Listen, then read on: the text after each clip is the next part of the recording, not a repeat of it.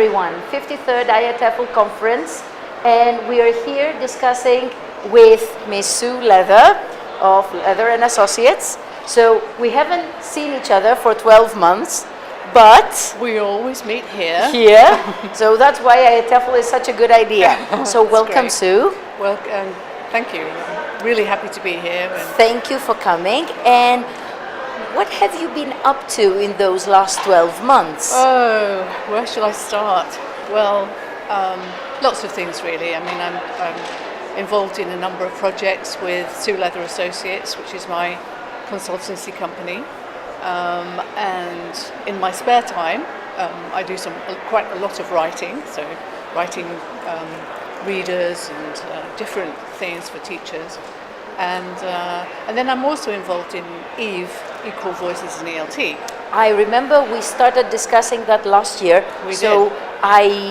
I think it's tomorrow when you give out your first EVE Awards. It is. So during last year we gave out 40 awards to different conferences around the world. And tomorrow we're going to give our EVEs of the Year.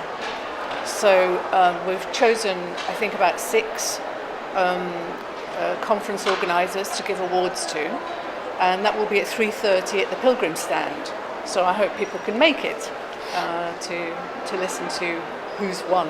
Can you tell us a little bit more about what EVE stands for and how people can find out more about it and perhaps apply or Absolutely. Become eligible for an EVE? Absolutely. So EVE it stands for Equal Voices in ELT, and what we do is we look at conferences around the world, ELT conferences, and we look at the balance of gender and the balance of highly proficient L1, L2 speakers in the plenary lineup of conferences. And we're trying to achieve a kind of balance between men and women, and also between L1 speakers, like myself, and L2 speakers, like yourself. So conferences can apply to us if they are doing one of those things, or both of those things, and we will give them a badge. We'll put them on our calendar. They'll get a badge to put on their own website, and everybody's happy. And everybody's happy. Well, you know, as a chairperson of an organization, we have this event every September, which is our mini day conference, and it is called the Welcome Back Day Conference. And we have made a point of keeping that female only. Yeah. So we have 3 speakers, 3 ladies representing different parts of the ELT, different sectors of the ELT, in Greece, of course.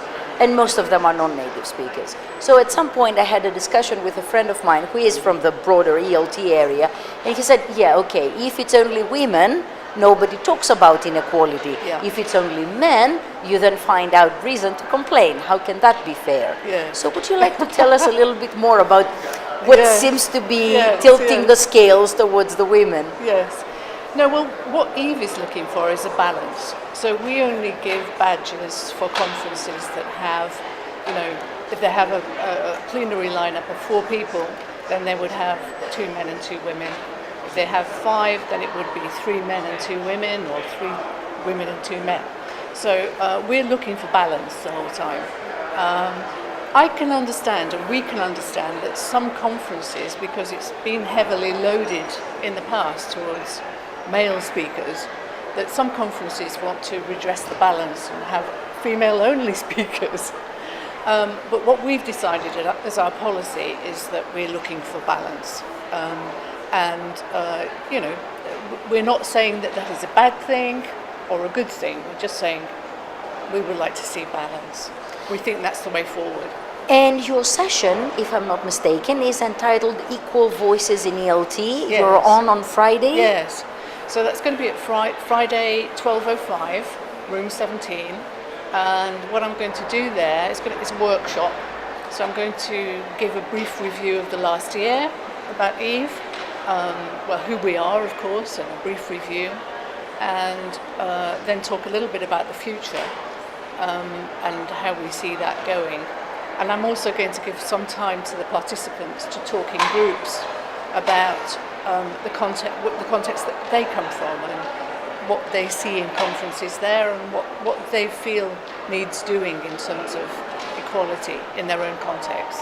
So we're at a stage now, because last year we had 40 events on our calendar, and we had 14 countries involved, and we managed. Sounds good.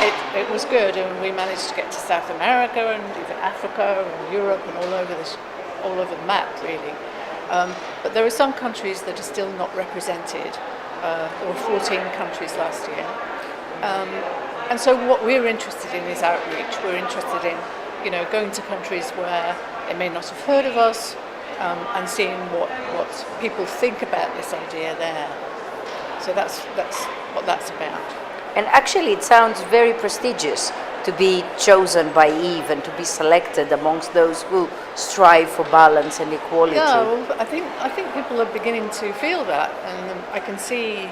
Sometimes I go on Twitter and I see conversations talking about a balance in a particular plenary, and people will say, "Well, you should talk to Eve about it," because they may be able to give you advice, and So I think we're gaining a reputation for being there for people, and of course it's good because we don't punish anybody. Of course, yeah, we're just it's rewarding.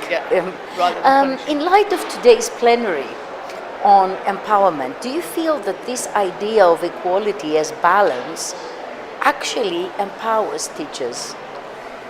I do think it does. I mean, I think that we need to see role models, right? So one of the big arguments that the FAIR List and our organisation has talked about in terms of women is that if we don't see women in talking in plenaries, then how are we to feel that we could do that too?